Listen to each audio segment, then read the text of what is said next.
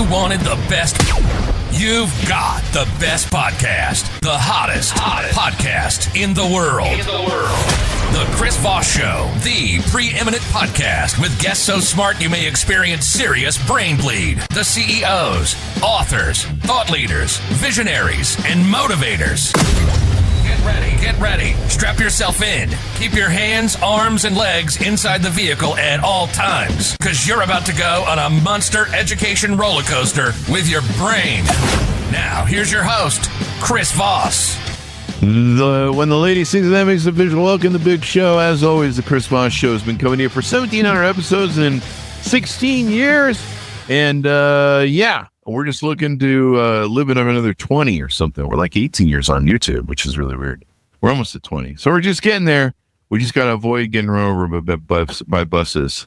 So anyway, guys, we have an amazing young lady in the show. We're going to be talking about her book collection, and some of the stuff she's written is just amazing and astounding. Over 40 books. We're going to get into her, but in the meantime, you need to further show your family, friends, and relatives real quick. Send them a DM and say, I'm cutting you off out of the will unless you subscribe to the Chris Voss Show podcast, and you'll never see a dime from me unless you hit that button now. No, don't do that. That's not nice. Go to goodreads.com/Chris Voss, Facebook.com/Chris Voss, LinkedIn.com/Chris Voss, and all those crazy places on the internet. Opinions expressed by guests on the podcast are solely their own and do not necessarily reflect the opinions of the host or the Chris Voss Show. Some guests of the show may be advertising on the podcast, but it is not an endorsement or review of any kind. Today's featured author comes to us from bookstolifemarketing.co.uk. With expert publishing to strategic marketing, they help authors reach their audience and maximize their book's success.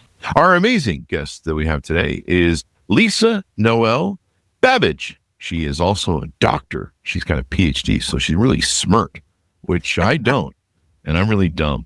Her book is called The Courts of Heaven for Beginners, Challenging Fears That Hinder. And we're going to get into it with her and all of her good stuff. Find out her insights. Find out how maybe you can make your life better, because I've seen some of you out there, and you need all the help you can get, including me. Lisa Noel Babbage is an international best-selling author, educator, and vice president of the Christian Institute of Public Theology. She has overcome cancer twice, a brain tumor, poverty, and homelessness, as well as childhood sexual abuse. She has authored more than 30 books in hopes of helping others overcome Christian struggles. She is a mother and a grandmother. Welcome to the show, Lisa. How are you? I'm fabulous, Chris. Who could not be fabulous after that great introduction? Fabulous, darling. Fabulous. And can I throw in there, you're up for Teacher of the Year? Can we yes, you can. Yeah, positive vibes, people. Positive vibes. Well, congratulations. Teachers hold the world in the future in the palm of their hands or something. I don't know. Yes, or in their desk drawer or something like that. Right next to the ruler. No, I'm just kidding. You're not a nun, but you could be maybe. And I did go to Catholic school. So did you really? So you got that reference, didn't you? Yeah, I did. I like to tease the nuns, and they like to hit me. No, I'm just kidding. They're not that bad. I'm sure nuns are nice people too. So Lisa, give us a .coms. Where do you want people to find you on the interwebs? LisaNoelBabbage.com, but pretty much if you type in my full name on the internet, you're going to connect to me in ways you didn't want to. So LisaNoelBabbage.com. So normal social media, contact. What's going on with your internet there if people are finding things? I mean that in jest. It's funny because, Google will say, based on whatever's trending in the algorithm, that you are this person. So I've been a teacher, I've been a politician, I've been an advocate. I go back to being a teacher, just depending on what's trending. So that's what I mean. So you're really confusing Google. Google's like, we don't know what she's doing this week. She's got another book coming out again. How many books? I said 30, and I think we talked prior to the show about 40. I was just reading your bio. Yeah. So how many books do you have total? I mean, honestly, I don't count. If you, I stopped counting about 25. But if you look at the different versions, I know it's upwards of 65. And I'm working on 5 more right now. So I'm not done. I'm just getting started. Well, let's get into the overview of this book. The Courts of Heaven for Beginners. When did you tell us about this book? Give us an overview, if you would.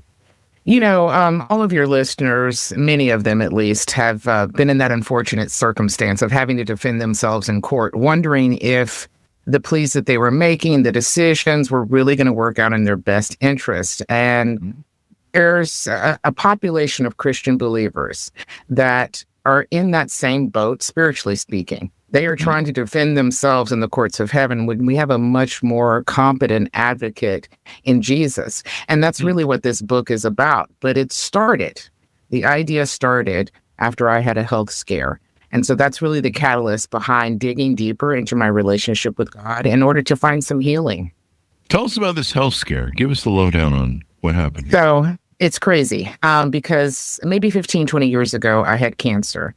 And so as I was writing this book, and I'd been cancer-free for many, many years, and right before the inspiration to write this book, I found myself in the emergency room, and they found a spot on my lungs. And so that spot on my lungs, that unexpected trip to the ER, is really what started this book, Courts of Heaven. Now, this is your second bout with cancer then?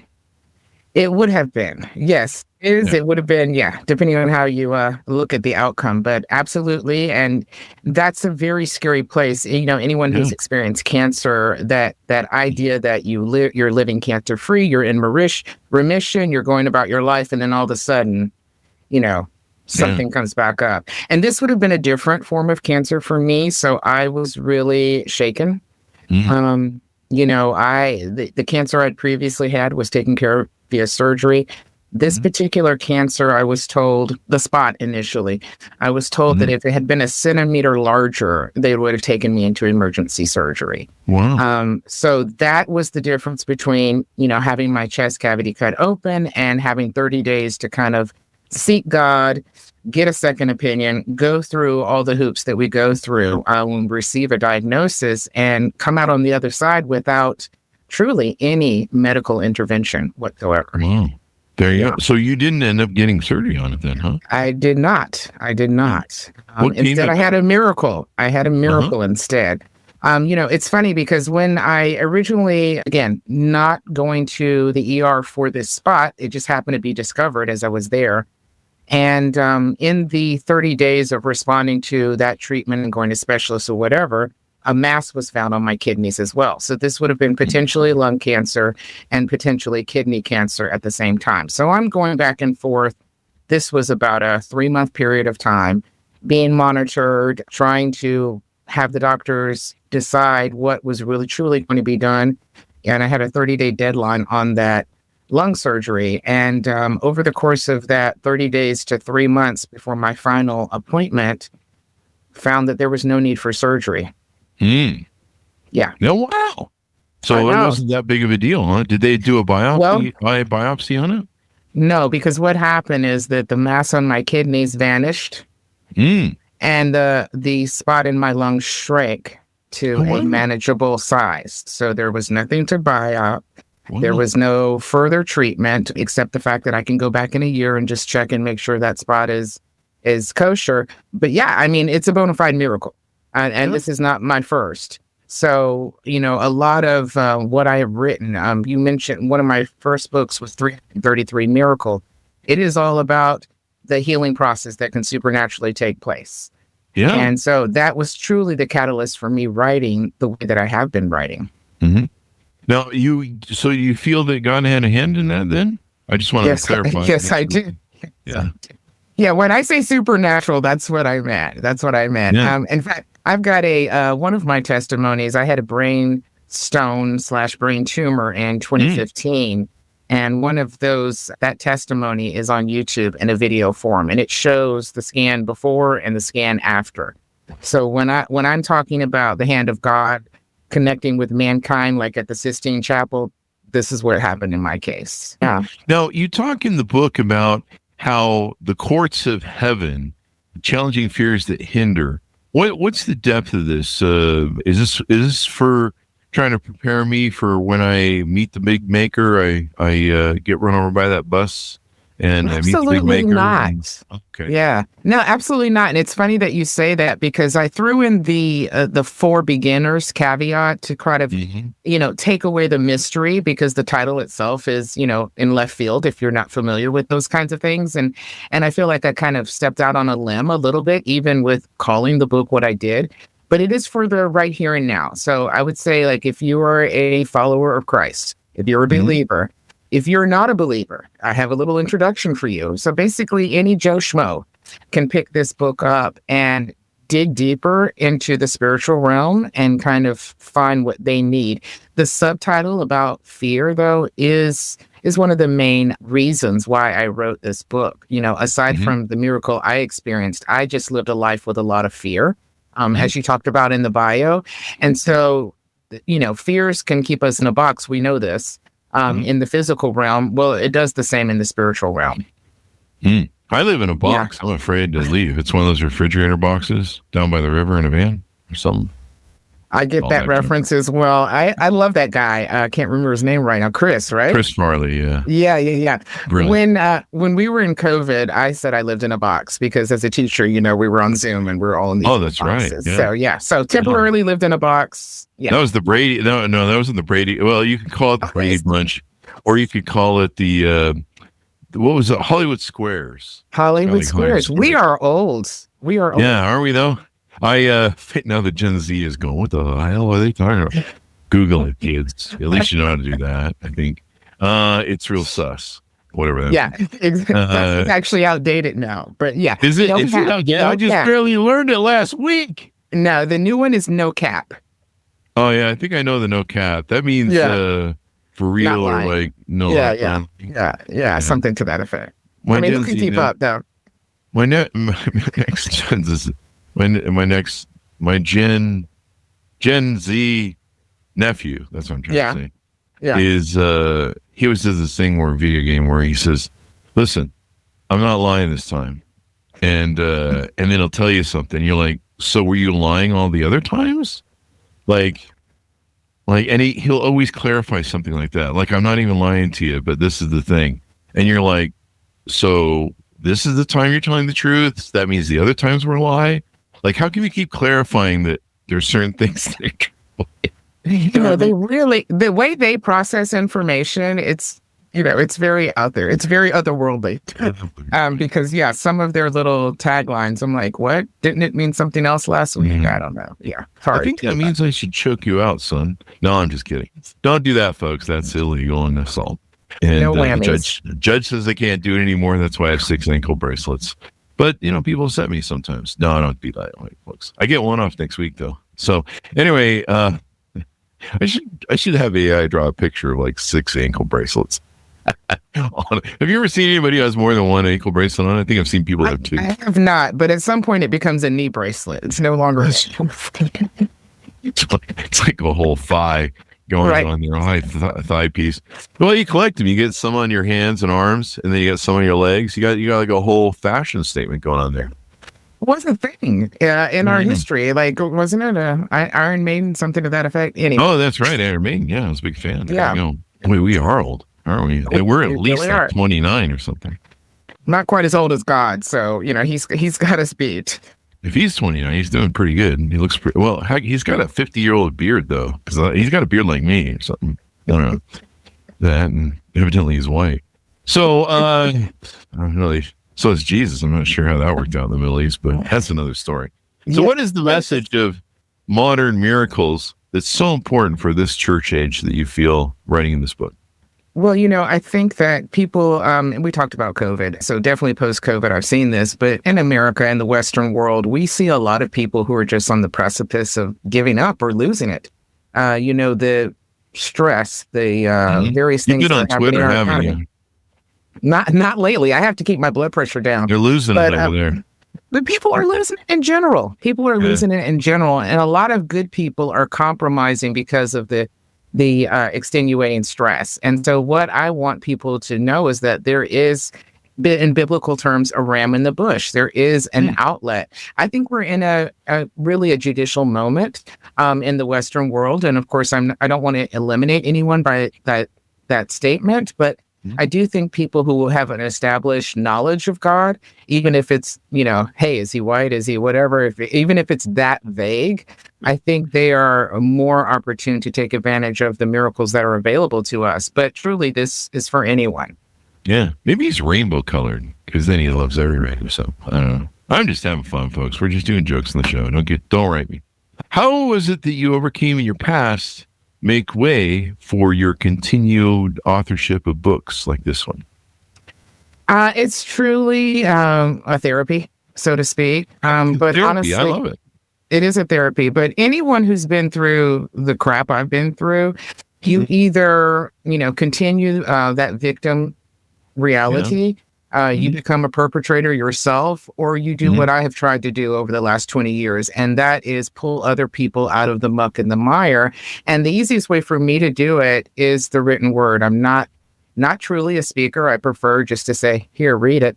But, they go together nowadays because people don't read like they used to. But it's truly just to help people who find themselves in situations like ones I have been in. Yeah. And that you grew up with a lot of childhood trauma, it sounds like, from the bio that we did. When did you have this epiphany of going from victimhood to empowering yourself? And what was the onus of that? There might be some people out there that's still, doing victimhood. And we kind of live in a victimhood competition culture of, we absolutely I'm going to be a bigger victim than you. And I'm not saying that maybe some people are, some people aren't. It's not really a competition. So when did you have that epiphany moment, maybe, that you know? Well, I'll add that it's not even a place to stay, but before giving you the epiphany, which happened much later in life, I want to say that the seeds for that epiphany were planted even at the earliest age. For example, I was raised in a government housing project. Many people today don't even know what that means. But it's basically inner city. You're living on government subsidies. You're eating that funky cheese. You don't really pay your bills because you have no money. And, it's a lot of poverty and crime. And so living in an environment like that, our opportunities, the idea that you could make something of yourself had to be brought in from the outside because you could not see it around you. And something that my mother always did is on a Sunday afternoon, she would take us to a fancy neighborhood on the other side of the tracks. Really? And she would point at a mansion and she would say, you could have that one day if you want it. And so that idea that something else was outside of my community, that was truly the seed of not being a victim. Now, it all had to come full force with counseling and, growing up and getting out of the ghetto and lots of decisions. But I truly believe that the icing on the cake was spread during COVID when I had all this free time.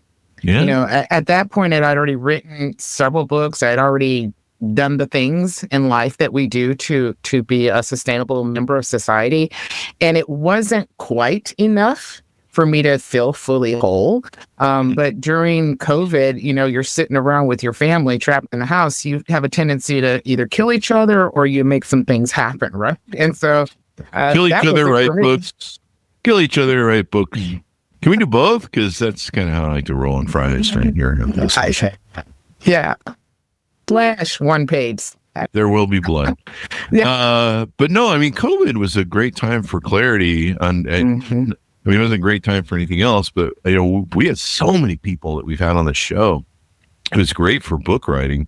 So many people got time to write books, and I think they discovered themselves and they discovered what was important to them. I did. I remember, I've been all these years of my life chasing, getting rich, successful, trying to money and buy things and buy crap and stupid crap that doesn't matter really in the grand scheme of things. And then it made me realize that I would still have all that crap, but my family or people that I love could be taken away in a heartbeat. And I couldn't even hold their hand on their deathbed. I couldn't even, at first they weren't even sure if we could go to funerals, like Ebola is an E. coli or Ebola. You can't even go to people's funeral because if you touch the skin, it can pass. But, we didn't know. It was just, nobody knew anything. It was just crazy. But a lot of clarity came from that. My clarity was I realized I love my family and my friends, and even we're a bunch of masculine dudes. All my friends, we started saying I love you at the end of every call, and it wasn't like that kind of like I love you. Maybe I gave that impression when I said that, but it was kind of like just like, hey, you're my best friend. I value you, and I may never see you again. You just never knew you could hang up with somebody. Exactly. Honestly, COVID was either fabulous or it was horrible, and you find yourself saying I love you to the person who dropped off your Uber Eats order, because it was desperate for a moment. So we're planning humanity. We're all kind of hopefully we all get us one piece. How do you believe the church has forgotten some of the principles that you teach in the book, specifically when it comes to addressing fear? Unfortunately, I love my church. Let's say this. Not unfortunately, I love my church, but unfortunately, ... I love my church, but unfortunately, most churches do not even entertain the idea of miracles anymore. They look at it like the remote control or the black and white television as if it's obsolete, which truly it should be an integral part of our lives. And, there have been historical moves documented around the world. I've had my own personal experiences, but I think if the church would actually get over itself a bit, if religion in general would get over itself a bit and understand that everything that is written in the Word of God is still true today, it's not out of date, it didn't expire, it's not old-fashioned, then we could come back to a time when people wouldn't be at each other's throats for the simplest things. I mean, you wouldn't see, at least I believe, and I'm hopeful, that you wouldn't see some of the heinousness that has come even in America lately. What? 2026? I thought everything was fine. I mean, I there's nothing on the news that says it's just blue sky and there's a couple things going on. But if you're watching this from your under the city basement abodes with a Terminator, AI is walk on above you, shooting everything that moves. Well, you can enjoy. Yeah, and don't come out yet. If you are, you're in the bunker. Don't come out yet. I've watched all the movies. I've seen how they end. So right. It's never good. So has there been a hero or confidant you've drawn strength from, or maybe someone you wrote about in your books? My grandfather, my paternal grandfather, was truly a hero to me. There is lots of great people out there, but when you have someone close to you that, is that person that completes your puzzle, he was truly that for me. As I said, like being in a housing project, being homeless many times, having the abuse and then the responses to abuse that people often choose, having that steady figure in my life. I mean, he passed when I was in 8th grade, but even the memory of him has held me quite a bit. This is a great story, if I can. Please. My grandfather's Australian. He's a priest, and he is a professor as well, college professor. He heard about Martin Luther King, and so he decided to come to Georgia to supposedly help, because in his native Australia, there was still a law against Black people coming to the country the year that I was conceived. So not being able to, you said that in a very high. I'm shocked. I have lots of friends from Australia, and I mean, I know they sent, they built the lost Australia, generation of Aborigines, you're thinking of? Well, no, they just sent, England sent like all of their worst people to Australia. Like they have standards. Well, here's funny. So trying standards, like we can't have certain people here. They're still British. Prison island. They're still British. You got to remember that my tea does not escape. So my great grandfather came because he was an embezzler, went to New Zealand, had my grandfather, went back to England. And then when my grandfather left the military, he decided to settle in Australia. But, I think he's kind of cut from a different cloth a little bit than your typical Australian, because he was truly impassioned about how racism was, shaping the narrative. And this was even in the 70s. So he heard of this guy, Martin Luther King. It's apropos that we're talking about him on his day. But he decided to come to Georgia with his 4 sons. And he went to an all-Black church in Decatur, Georgia, and became the vicar there. And then, long story short, his second son, my father, met my mother at Georgia State University in the library. So they were I think they were the 5th interracial marriage in Georgia when it became legal. That must have been a bit of a challenge, maybe. Yeah, no, definitely. I mean, there was we have a little group that used to be kind of popular in the South called the KKK, and they definitely chased my father. Did they chase him all the way to the White House? Because evidently, no, he ran west. Oh, okay. Yeah. So they must have ran east. But yeah, that was a tough time. Did you walk with Martin Luther King on some of the things My they did? my grandfather did work him. I can't say necessarily like a march, but they did a lot of things together. They integrated the cathedral, the Episcopal Cathedral in Atlanta, one of the lakes, the Boy Scouts, 2 colleges. They were busy. And he just kind of made it his life mission. He was here for 10 years. It was the mission field for him. And then he went back to Australia. But just, having that unction to go around the world for some Black people, that was kind of his decision. I like it. It's Martin Luther King. That's he inspired a lot of people. He motivated a lot of people. He was a great visionary and a warrior and brave. That's the word I'm looking for. Courageous. But a lot of people think something happening on the other side of the world, that's their problem. Yeah. So I still find that to be a courageous. Yeah, Martin Luther King is great, but at the time that my grandfather heard of him, it was just the beginning. Yeah. Of that movement. And so it takes multiple people to tango sometimes. It could take the village, as they say. Right. If Martin Luther King probably might have been okay if he would have hired that Crocodile Dundee guy as his bodyguard. Something, I don't know. Just jokes, folks. We respect Martin Luther King. And Crocodile Dundee. And Crocodile Dundee. A scene with a knife where he goes, "Now that's a knife." Yeah. Just like the guy goes, yeah. But that's why I never mess with anybody who's wearing crocodile skin. That's my or alligator or snake. Or alligator, snake. I just leave anyone named Snake for one of them. With Kurt Russell. So I was thinking of Skid Row guitarist. Oh yeah, they're very good guitarists too. Yeah, Skid Row. And so, what do you want the readers of your book, The Courts of Heaven, to walk away with empowered? I just really want people to shed fears as much as possible. And so what I want them to understand is that God, according to Scripture, God has gone ahead of us, making crooked ways straight. It's us that kind of deviates to the left and right and, fouls things up and circles that mountain one more time.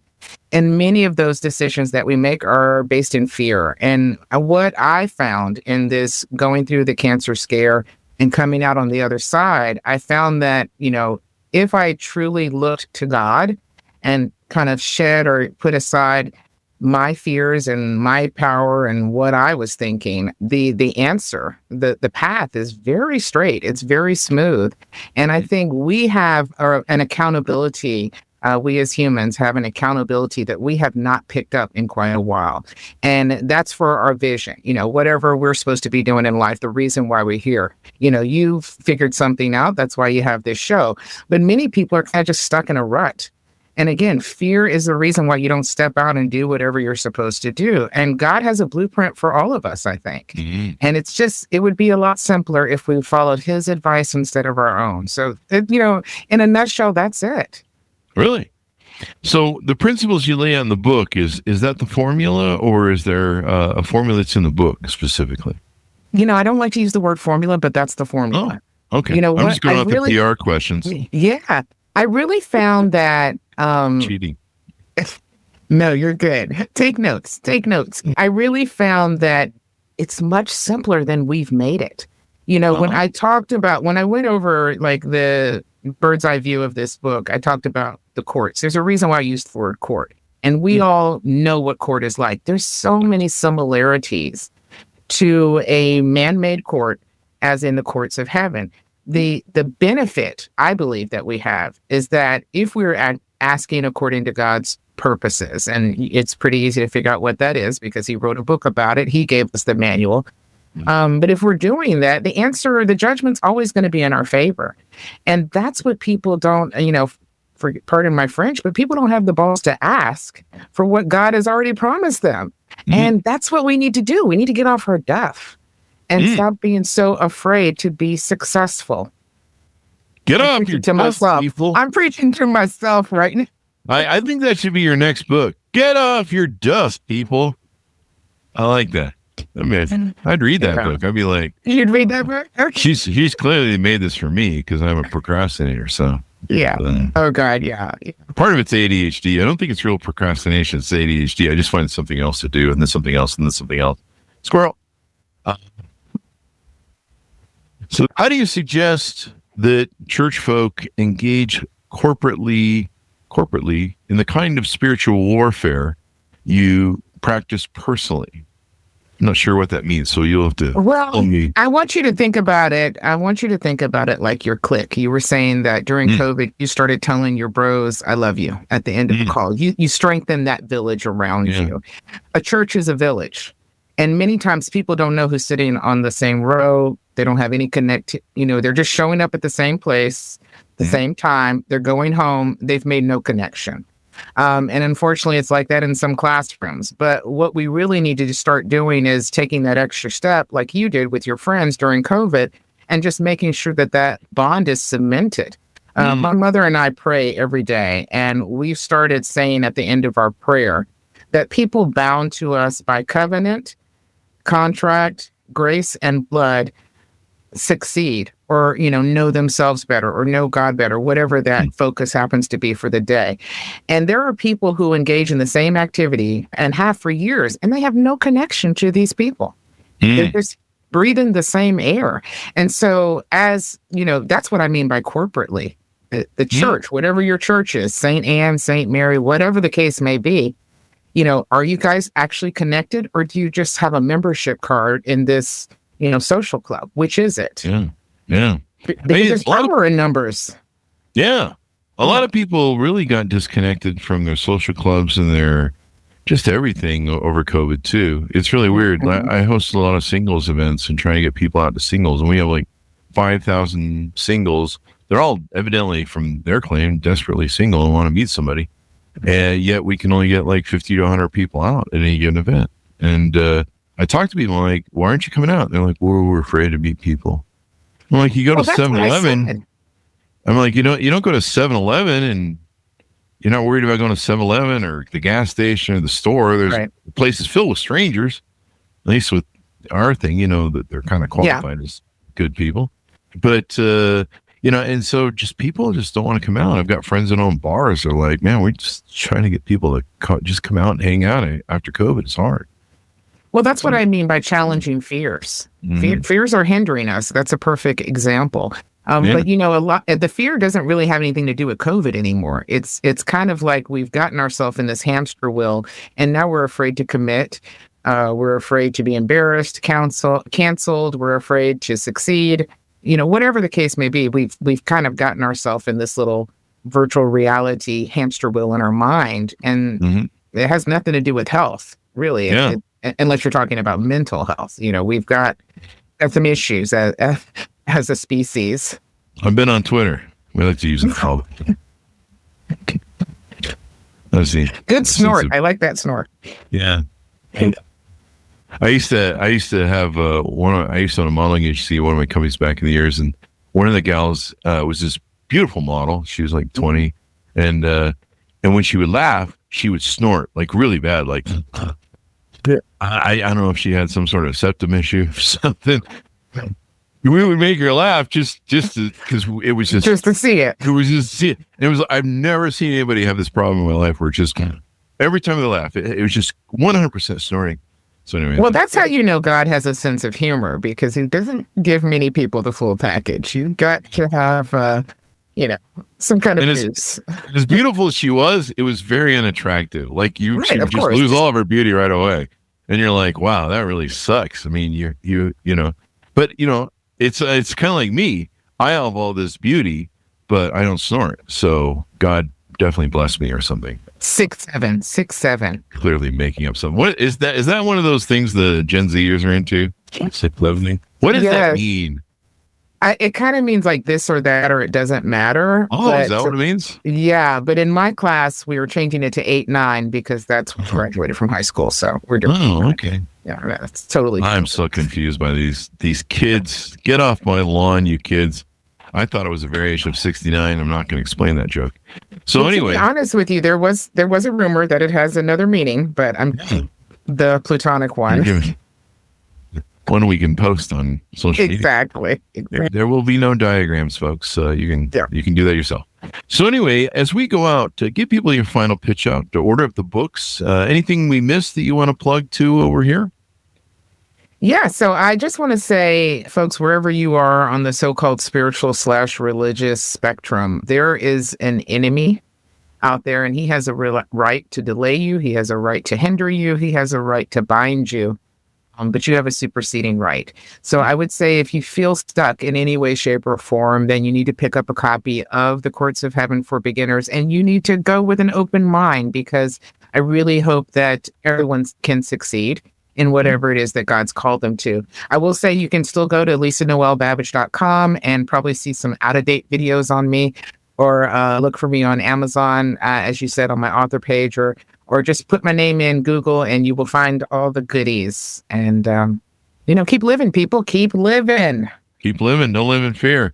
Yeah, you should make a next book, a follow-up to this one called The Courts of Heaven for Advanced Users or Experts. Someone actually said that to me, and I don't know if I'm qualified. If I ever become advanced. Well, you wrote the beginner book. You should be at the next level. So tell us what it's like. I don't know if it works that way. That's one of the fears that I have. I don't want to call myself an expert or authority. I can do the freshman level. I can do freshman level all day long. Maybe you should do a book for people like me called The Courts of Hell for Beginners. Anyway. Book on hell that I'm working on, so I will let you know. Yeah. Yeah. It's called Misery. It's called Misery, huh? Wow. Yeah. And this is about marriage? No, I'm just kidding. We're doing marriage callback jokes on the show. I'm just teasing. Yeah, this is my nod to Stephen King. No, it's about hell. Do your legs get broken on it by some crazy lady in the hills or something? Wasn't that the one, Misery? That is the one. And we can never disrespect Kathy Bates. But we can't. But that was pretty mean what she did to James was crazy. Caan. That was bad. Crazy. That was painful to watch. That still gives me the heebie-jeebies. I know. You just kind of close your eyes. But if I ever meet one of my book fans and I'm a real fan. And I'm not going on any snowy roads. Well, in Georgia, we have this thing. If you hear that banjo music playing in the background, you don't feel alive. That's my favorite Deliverance movie joke. Yes. That's my favorite. My friends in Georgia and Arkansas hate the hell out of me. Because anytime I can pull that "you got to part of mouth boy" reference, they just go, seriously, we have electricity now, Chris. I'm like, really? We have indoor plumbing. It's amazing. Now, if you can just get away from your sister or your cousin. No, I'm just teasing. It's not 1970 anymore. So, well, thank you very much for coming on the show. We really appreciate it. It's been very fun, Lisa, and congratulations. I hope you're nominated to win Teacher of the Year. So I hope that you make that wonderful thing. And do they give you like a wrestling belt? Like a boxing, like Muhammad Ali? We get one of those wrestling rings. We get one of the Super Bowl rings. Yeah. Isn't the wrestling ring though your teacher's classroom? You've seen it. You've been there. I don't recall you. My mom was a teacher for 20 years. I've heard all the stories. Yeah.